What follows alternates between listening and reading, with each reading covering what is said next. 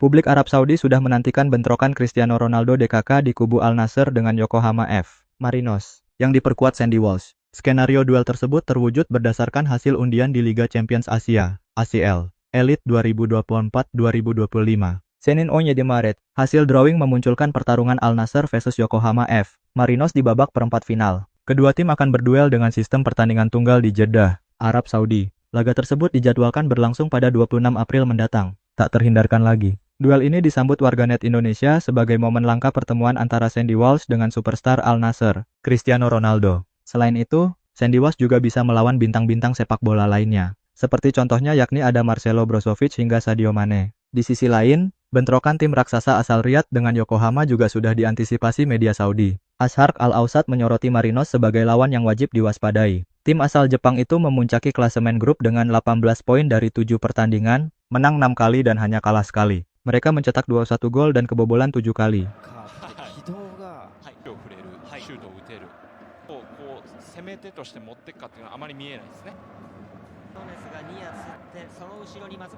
Striker mereka asal Brasil, Anderson Lopez, memuncaki daftar top scorer ACL Elite dengan 9 gol. Hasil-hasil ini adalah kelanjutan dari kesuksesan yang diraih Yokohama F. Marinos selama beberapa dekade terakhir. Hal itu menjadikan mereka salah satu klub Jepang yang paling stabil secara domestik maupun internasional. Bunyi uraian di artikelnya. Selain itu, aksi Marinos menghimpun para pemain top guna memperkuat berbagai sektor musim ini tak luput jadi pembahasan. Kehadiran Sandy Walsh ikut disorot. Bek timnas Indonesia kelahiran Brussels itu baru direkrut Marinos dari klub Belgia, KV Mechelen, pada Februari lalu. Sebagai rekrutan anyar, Sandy terbukti langsung moncer dan menjadi andalan di tim asuhan Steve Holland. Ia tampil dalam 6 pertandingan yang tersebar sama banyak di Liga Jepang dan Liga Champions Asia.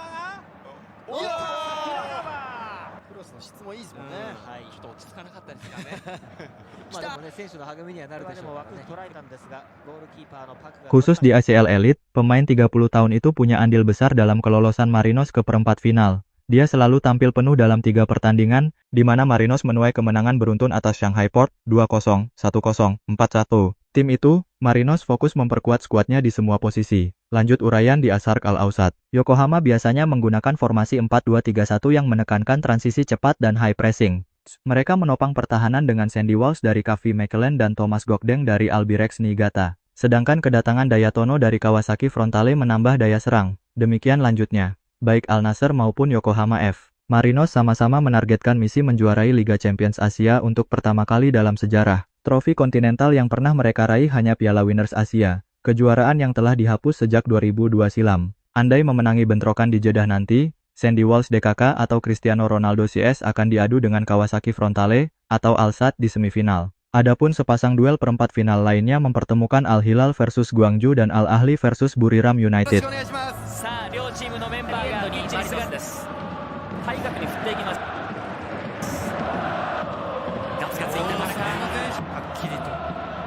Para pemain-pemain timnas Indonesia yang sudah tiba di Australia jelang laga kualifikasi Piala Dunia 2026 langsung mendapat porsi latihan. Beberapa pemain timnas Indonesia sudah tiba di Sydney, Australia jelang pertandingan melawan tim Socceroos dalam lanjutan kualifikasi Piala Dunia 2026 pada Kamis 20 Maret. Sampai di Australia, para pemain timnas Indonesia tidak berleha-leha. Tom Hai dan kawan-kawan langsung menggelar latihan di ruang kebugaran hotel tempat menginap. Hal itu terlihat di unggahan Instastory akun @timnas Indonesia.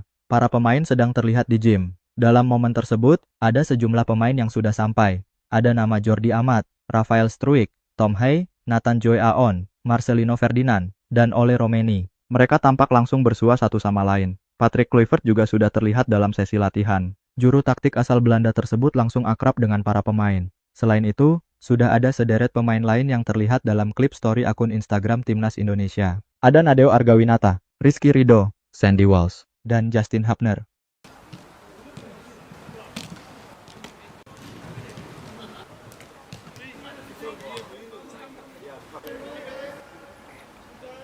Manajer Timnas Indonesia, Sumarji juga sudah tiba di Sydney. Sementara itu tampak pula 2 orang asisten pelatih Timnas Indonesia, yaitu Denny Lanzat dan Alex Pastor. Seperti yang diketahui, ada 2 gelombang keberangkatan pemain Timnas Indonesia ke Sydney. Pertama, para pemain dari tim-tim Liga 1 bakal berangkat dari Jakarta bersama tim pelatih. Sementara itu, para pemain yang bermain di luar negeri bakal berangkat langsung dari negara tempat klubnya bernaung. Sejauh ini, ada beberapa pemain yang belum ada laporan bakal bergabung. Mereka adalah Maarten Paes, Emil Audero, Jay Ijes, Mace Hilgers, Kevin Dix, dan Joey Pelupesi. Pada laga melawan Australia, timnas Indonesia mendaftarkan 29 pemain. Namun di hari pertandingan, hanya 23 pemain yang boleh masuk skuad. Duel Australia versus timnas Indonesia bakal jadi salah satu penentu nasib kedua tim untuk memperebutkan tiket ke Piala Dunia. Masih ada 4 laga sisa untuk menentukan siapa yang dapat 2 tiket dari ronde ketiga.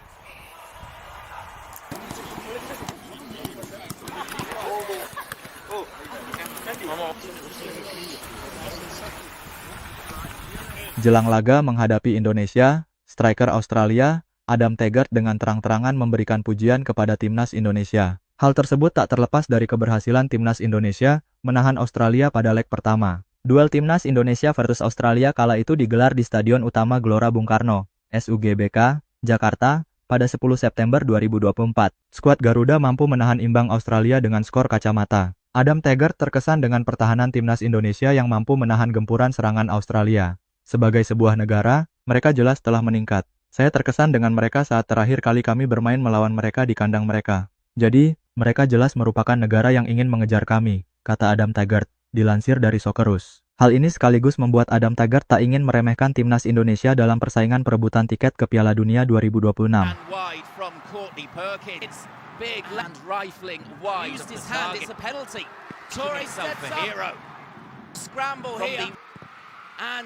Australia sementara menempati peringkat kedua klasemen grup C dengan raihan 7 poin. Poin tersebut terpaut 1 poin saja dari timnas Indonesia yang berada di urutan ketiga. Menariknya, 3 tim lain yakni Arab Saudi, Bahrain dan Cina juga memiliki poin 6 sama dengan timnas Indonesia. Sebagai informasi, tim yang mampu finish di peringkat 2 besar akan lolos langsung ke Piala Dunia 2026.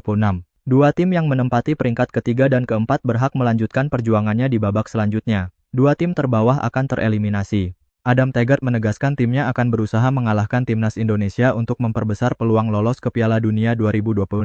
Pada tahap ini, akan selalu seperti itu. Anda akan selalu melihat orang-orang mengejar Anda. Ini jelas merupakan grup yang ketat. Jadi, ya, ini adalah pertandingan besar bagi kami. Tetapi itulah mengapa kami ingin bermain sepak bola. Ini untuk momen-momen seperti ini. Ini adalah kesempatan besar bagi kami sebagai sebuah tim untuk melangkah maju di babak penyisihan grup ini dan memastikan bahwa kami dapat mencoba dan lolos dari grup tersebut, ucap Adam Taggart.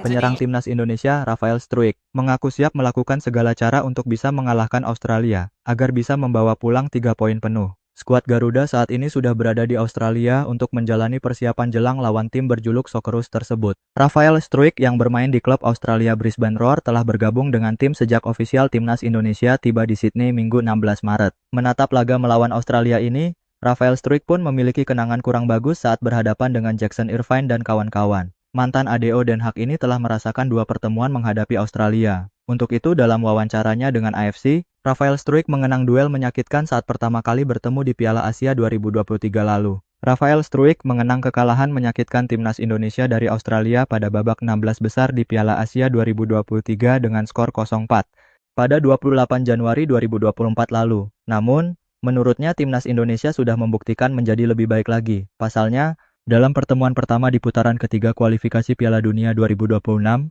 skuad Garuda berhasil menahan imbang Australia 0-0 di Stadion Utama Gelora Bung Karno, Jakarta, pada 10 September 2024 lalu.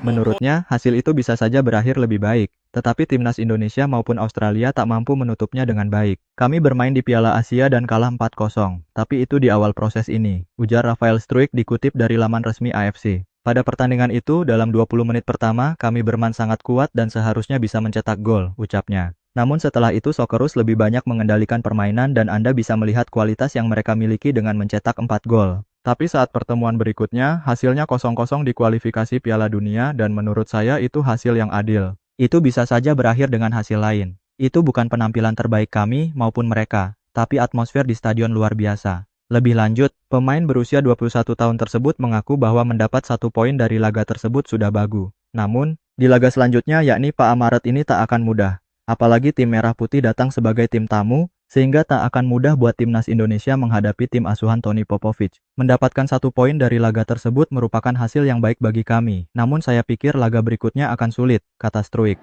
Into the second half, Australia looking for the beat the keeper. Just on Indonesia defending their lead. First time effort and he blasts minutes to go.